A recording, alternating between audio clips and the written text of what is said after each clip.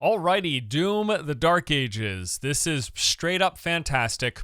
Plain and simple. It's a rip-roaring romp that has you tearing your way through 22 demon-infested levels on Earth, Hell, and in some other planes of suffering I wasn't planning on visiting, but found myself pleasantly surprised by. Yeah, I just had a blast start to finish. This is yet again another great example of a straight-up video-ass video game. Just pure entertainment, sans all of the BS. I would say minus a few gripes with the game here and there, which we will get into. All things considered, I adore the game. If you like shooting demons, dodging and parrying projectiles, over-the-top finishers, all with this chunky metal music thumping in the background, this game, easy recommendation. I love it. Great stuff. Really, it's that simple. All right, let's go ahead and jump in and talk about Doom, the Dark Ages. We're gonna start out with combat. This is a major high point, and it's a good thing too, because this is what you're gonna be doing 90 to 95% of the time, wading your way through the hordes of hell with a wide arsenal of destruction at your disposal. So you start off with the combat shotgun, a power gauntlet, and shield. The shotgun, pretty self-explanatory. It deals high damage at a relatively close range. The power gauntlet is your basic melee attack, although this isn't something you can consistently spam. Rather, you get up to 3 charges that are built by killing enemies or by collecting the power gauntlet ammo. And then also when you hit demons with a melee strike, it does drop ammo for your other weapons, which is a nice bonus, and it plays into kind of the consistent bouncing between using your weapons, striking with melee, and then also using your shield, which enter the shield, which plays a pretty massive role in this game. It comes with a ton of different utility, both in and out of combat, but since we're starting with talking about combat now, let's go ahead and begin there. So first off, you've got the ability to block. You will hold this down to prevent taking any incoming damage from attacks. There's actually a gauge associated with it as well, and once that is full, it disables your shield for a short time. So how you want to best use this is just to hold up block for short burst, prevent some of the big spiky incoming damage, and then swap to just moving around and shooting the enemies, and put up your shield when you need to shoot otherwise, basically. But that is not all. You also have a shield charge, so while you're holding down block, you will actually lock onto any target just by looking in their direction. You're going to see a little icon pop up, and then you can charge directly towards them, which has you quickly covering the distance and dealing a bunch of area damage on impact. It's really good for repositioning in fights against larger enemies, as well as collecting any resources that enemies drop when you kill them, like health, and yeah, just trying to dodge and get out of line of sight, stuff like that, and just good for moving in general. Again, oftentimes you're going to use this against the smaller, weaker enemies because you'll just one-shot them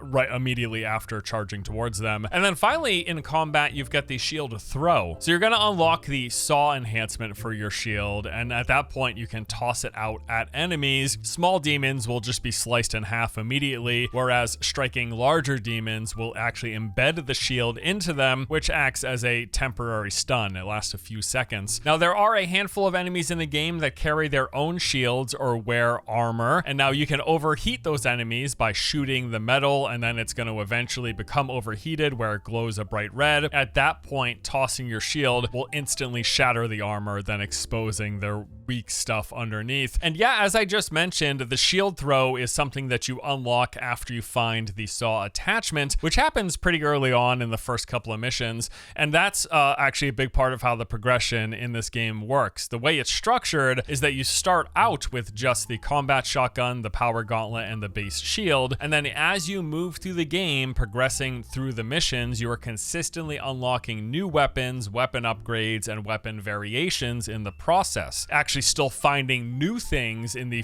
last few chapters of the game even. Now, the process of finding all of these new weapons and weapon variations, they are all predetermined and in unmissable locations. Essentially, you are funneled directly to them while moving through the game, so it's not something you need to worry about missing at any point. You are going to get every weapon and every weapon variation as you progress through the campaign. So you start off with the combat shotgun, like I mentioned, and eventually, in terms of ranged weaponry, you unlock the rail spike shredder, the plasma accelerator, the skull crusher pulverizer, the reaver chain shot, and the grenade launcher. And then on top of that, each of those weapons also have alternative variations. So you're going to unlock the super shotgun, the rail spike impaler, the plasma cycler, Traveler, the Skull Crusher Ravager, and the Rocket Launcher. And everything fits a certain role in the combat equation, which will be strong against particular enemies or certain armor types, single or multi-target, at medium, close, or long range, etc. And much of performing well in combat is just learning what works best against each enemy type and each certain situation, and then juggling between the weapons as you're blasting away while also trying to avoid taking damage yourself. Oh, also, in addition to the melee power gauntlet, you will eventually unlock 2 additional melee options. The flail deals high damage to armor as well as creating a radial blast on contact. It's got a medium length in terms of duration of the recharge. And then the last melee weapon you unlock is the Dread Mace, which deals massive damage to your target as well as nearby enemies. However, this weapon only has a single charge and a long recharge time. Also, though, as a bonus, any strikes with it will replenish all gun ammo that you have instantly. And mid-mission, you are able to freely swap to whatever of the 3 melee weapon variations you want to use at the time. Personally, once I unlocked the flail, I pretty much just stuck with it for the remainder of my playtime. I just liked how it played. I liked the animations. I liked that it was strong against armor. Now, you should also note that outside of the ranged and melee weapons, there's actually a few other things to do and pay attention to while you're in combat, while you're going through blasting enemies. So first off, you've got executions. So whenever at low health, demons will become dazed for a short time, and during that window, you can perform an execute, which will kill them instantly. Coinciding with that execution is some special animation, which will play out differently depending on certain conditional elements, and it also makes them drop additional health and ammo. So getting off executes is good because it keeps your health and ammo topped off. You've also got glory strikes, which are slight variations of executions. These are basically done on some of the larger, more difficult enemies, normally about halfway through, working down their health, and it allows you in most cases to disable certain attacks or otherwise just make them weaker in some fashion, also dropping health in the process. And then there is a whole system of parry. Beyond being able to block, you can parry attacks. Certain enemies in particular will occasionally shoot out these attacks that glow bright green. These are referred to as hell surge attacks in game. That's just the terminology that they gave these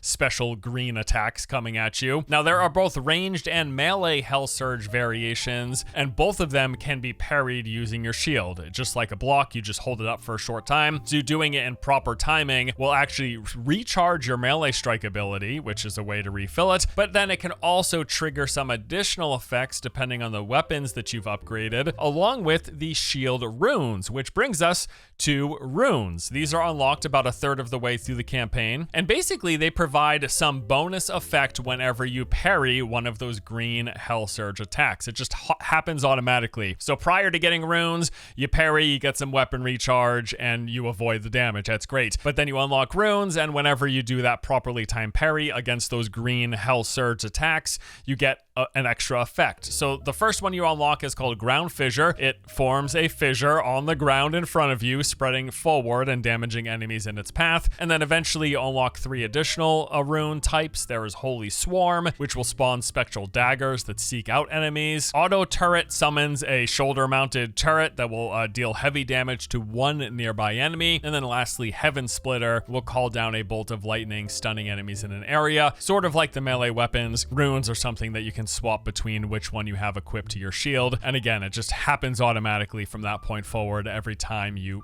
get a parry off against one of those green attacks coming at you. And then with all those aforementioned tools, combat has you wading through hordes of demons. You go in, you pull out whatever weapon might be most effective against what it is you're facing, and then you start blasting away, just constantly on the move. And then all the while, lots of different stuff going on. You're going to be dodging red projectiles, blocking them occasionally in bullet hell fashion. You'll be parrying those green hell surge attacks, both ranged projectiles coming at you, but also melee ones. And then in the process, once you unlock runes, you get that counter effect as well. You're going to execute any low health enemies to get that health and ammo drop and take them out. You're going to raise your shield and charge towards groups of weaker demons. You'll be blocking an attack. You'll swap to some auto weapon at one point, try to chug away at one of those armored leaders. And then once they're overheated, you're going to toss your saw shield at them, breaking it, exposing their soft bits. And then you toss your shield out again once they're exposed, and it jams into them, stunning them in place. And then you walk up nice and close and start unloading your super shotgun right into their gut, all while also paying attention to any enemies that you're not actively engaged with, trying to dodge their attacks, trying to position yourself out of line of sight to prevent getting hit, picking up health and ammo whenever possible, quickly parrying an attack that's coming from an angle while you're focused on another enemy, swapping weapons like 10 plus times in the middle of a fight to try to get the best ones for each of the best situations against the certain enemy types. It is very hectic, but it is a very, very good time as well. All right, so let's talk about the enemies. What sort of things are you going to be fighting? Well, all of the Doom classics are here, along with a few new variations. So you've got an assortment of imps, zombies, demons, cultists, geists, hell knights, and soldiers. There are hordes of smaller, weaker enemies that will consistently spawn in, but they're pretty much all one-shots. Any cleave or AoE attacks work great against these. Then you've got like this mid-tier enemy that's a step above that, a little deadlier, a little harder to take out. And then beyond that, you've got what I would class as like elite enemies that take quite a bit longer to kill and are a bit more dangerous. And then finally, you've got straight up special enemies and or bosses that really require you to focus and in many times take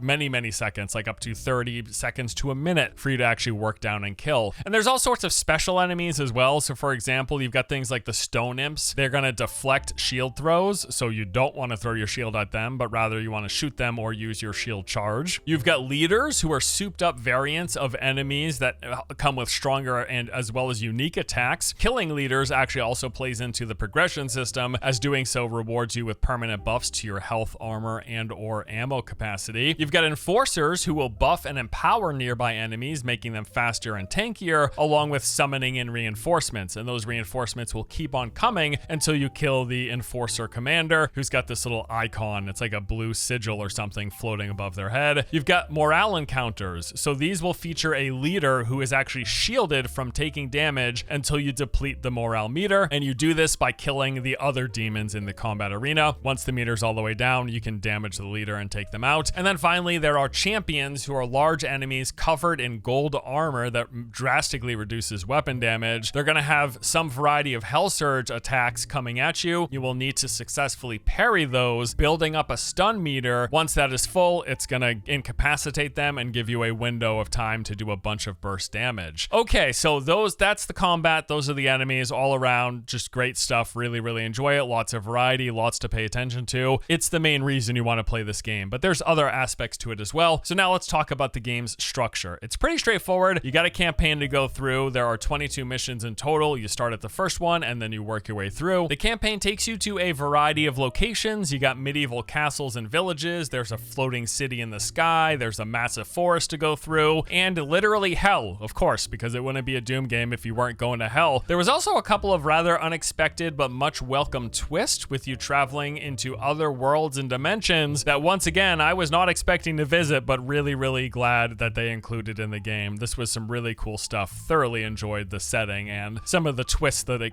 brought to gameplay with it. Also, I want to call out the fact that in addition to all of the in-your-face action as you're engaged in combat and paying attention to that, there's often a whole bunch of stuff to look at in the background. Just some really nice window dressing that I appreciated. Now, the mission levels themselves, they're actually a mix of linear levels where you are more or less moving down one forward path, going into different halls and rooms connected from one to the next. But then you've also got some more open, explorable spaces. There are, in fact, entire missions and levels that are essentially like one large semi-open world with a whole bunch of smaller sections stitched together, and then big open swaths of spaces, a lot of vertical space and hidden areas. In fact, speaking of that, both the linear levels as well as the more open ones have lots and lots of side paths and hidden secrets, and you're going to want to go there because this is where you get the collectibles as well as the currencies that are used to fuel the game's progression and upgrade system. Now, to access these locations, it's not straightforward. It's not just walking into a side room. For the most part, you're going to have to do some figuring out, because in addition to the demon slaying, you're going to spend some decent percentage of your time in this game solving some puzzles and hunting down collectibles. So as you're navigating a level, you're going to come across one of these side paths, and there's going to be one of multiple different environmental interactions that are required in order for you to gain access to those areas. So that'll include using your shield charge to break down a wall or to move a massive block, or you can use your shield throw to activate a pulley or knock down some object that's suspended in the air. You've also got the shield recall jump, so you're going to see these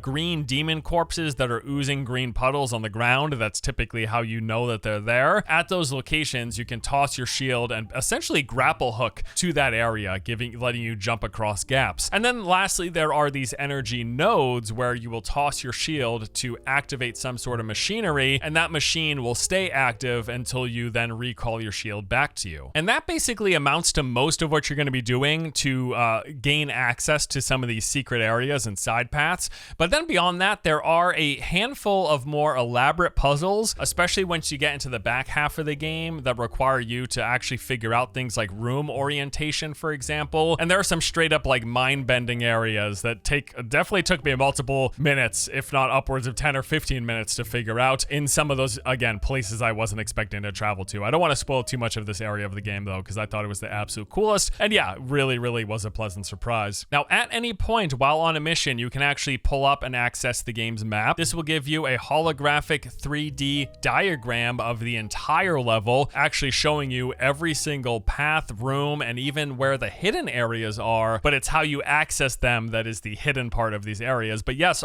you can pull up your map at any point, and you're going to see all of the side paths and single one-off rooms beyond the main paths and areas that you're going through. It's just how do you gain access to those areas that's the part that requires you to sort of look at the environment and figure things out. Now, in addition to this three-dimensional map, also on the screen, you're going to have your current mission objective that is also going to be marked directly on your map, as well as on your HUD when your map isn't pulled up. And you also have side missions, which are called challenges, that give you some sort of a specific task to complete on that level, rewarding you gold if done successfully. So this will include things like kill demons with headshots with a certain weapon, or open a certain number of gold chests, or perform 10 executions, for example. There's a whole host of these. It's just a way to get some more gold, which fuels into the game's progression. And then also there are certain areas during missions that you can't come back from unless you start the mission over again from the very beginning. And any of these will be clearly indicated by either a point of no return icon or an end of chapter icon. And the game tutorializes this, so you'll know about them ahead of time. Now, beyond all of this stuff, there are actually two other types of missions that you will encounter while playing through this game. Those are the Atlan and the Dragon missions. Now, on these levels, there's going to be a period of time where you actually aren't playing in first person as the Doomslayer, but instead you're controlling what are essentially either of these two vehicles. So Atlan is a giant robot or mech or something, I don't know, and he's basically used whenever you have to fight the massive Titan demon enemies. He's got a few different combos and finishers, this rocket punch, and then can perform a perfect dodge, which then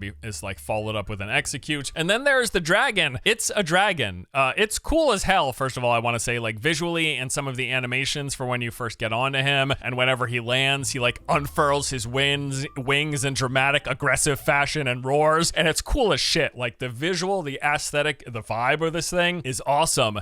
But flying him and playing as the dragon, not so much. Didn't really enjoy it. He moves around with WASD. You can ascend and descend. He's got a dodge and perfect dodge. But a bulk of the combat with the dragon is used by going into this assault mode. And basically, it like locks you onto your target, whatever it is. Like you'll be targeting, say, a turret on a ship or something. It locks you on and it actually magnetizes you into place, basically directly in front of the objective. And then you just have to look at what's coming and dodge away from the red attacks, and then try to get a perfect dodge away from the green attacks. And whenever you perfect dodge against the green attacks, it empowers your weapon, then letting you like destroy the shield, for example. It's just not very fun to fly the dragon or to engage in the combat. In fact, both the Atlan and the dragon, like any mission that I come across that's this type, it's probably my least favorite thing that's in this game. I just don't enjoy playing through those sections. Now, fortunately, I will say they are few and far between, and their missions tend to be relatively short compared to the boots on the ground playing as the Doomslayer, the FPS action mission. The reason you're here is to play as the Doom guy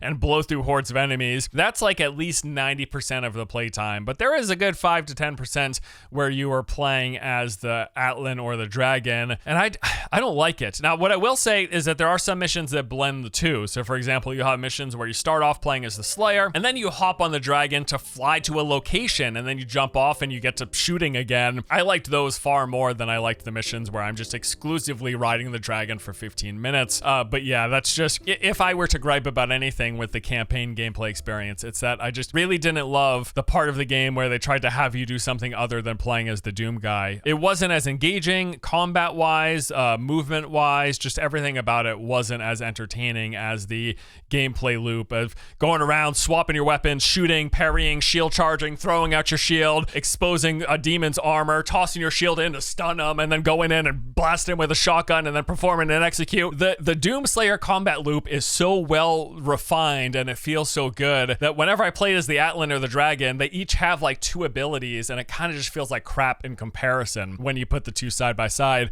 I think them blending them was fine. Like when I get to play as a Slayer for 10 minutes and then jump on the Dragon for 30 seconds and then go back to playing as a Slayer, that was cool. But when I had to play as the Dragon for 15 minutes, I was like, nah, dude, I want to go back to playing the Doom game that has me playing the Doom game. You know what I mean? Now, in terms of duration, mission length on average was anywhere between 20 and upwards of 45 minutes each in my playthrough. And that was with me playing on the medium difficulty setting and me exploring enough to discover between 70 to upwards of 100% of all the secrets in each of the levels. And my total clocked in playtime when I wrapped up and ended credits is like 15-ish hours. Now, I think this game might be a bit shorter than people anticipated, but I didn't 100% discover everything in every level, and I did also only play on the medium difficulty, so maybe if I played on the hard or the super hard difficulty, it might have pushed that start to finish time upwards of 20 hours. I feel like I played pretty quickly as well. You know, so I mean, I still explored enough because there were many levels where I found 100% of the secrets, but it's a little shorter than I expected. I didn't expect it to be 30, 40, 50 hours, but I thought it was going to be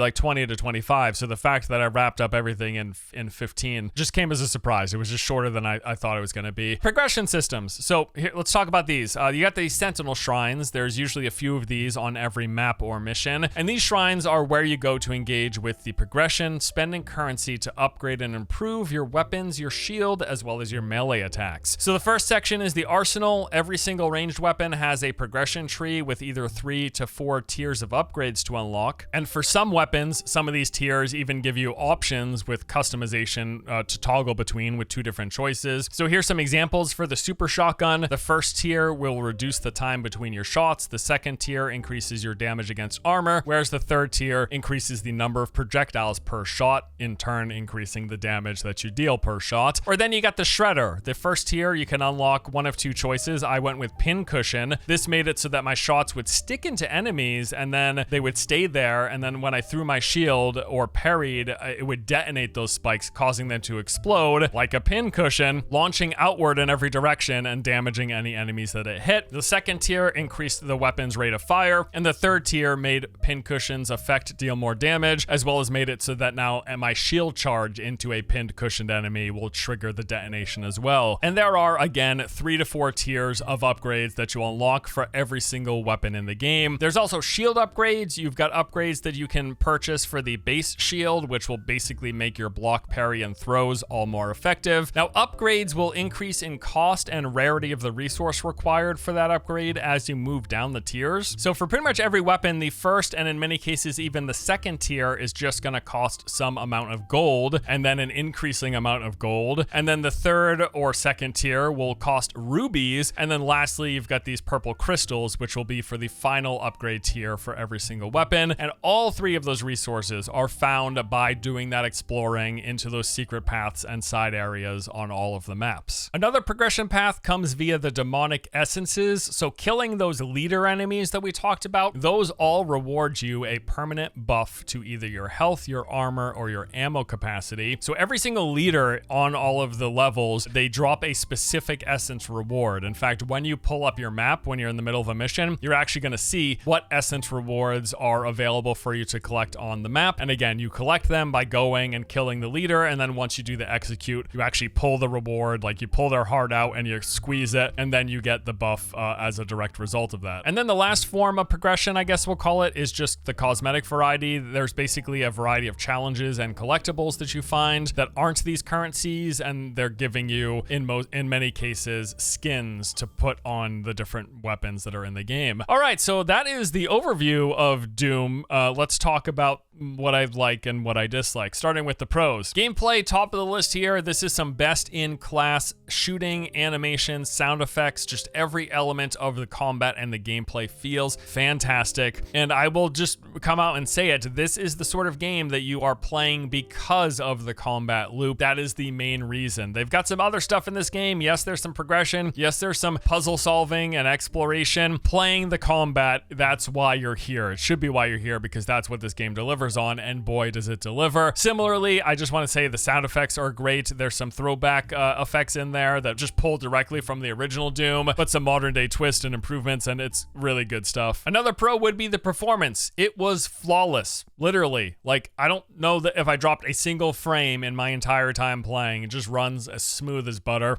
Absolutely very, very, very impressive. I also really like the difficulty customization. You can fine-tune just about every element of the combat difficulty. In fact, I'm not ashamed to say it, I bumped up the difficulty on everything, so I played on like a higher tier, but then I just made the parry window easier because I don't care. Like, I don't care to get perfectly timed parries. Give me a little bit of breathing room on the parry timing. Combat feels fantastic at that point as far as I'm concerned. I also want to say, like, this is just plain up simple, straightforward fun. Really, really enjoyed this experience. Like, I'm so glad I played this game for review because it was a blast. Also a bit of nostalgia in here. Just the whole vibe and experience of this game is kind of a throwback to more and more feels like a bygone era of just playing games for the sake of entertainment. And this game certainly delivers without all the BS attached to it. I do think they've got some pre-order special edition bundle garbage, but while you're in game, you just got the game, and it's one hell of a game, so I love it. Now, I do have some cons, not a lot to report on here, to be perfectly honest, as I just really enjoy the game, but I got a couple of things I want to mention. As I talked about earlier, those non-Slayer missions, they were just a bit of a drag, just not nearly as fun as that FPS,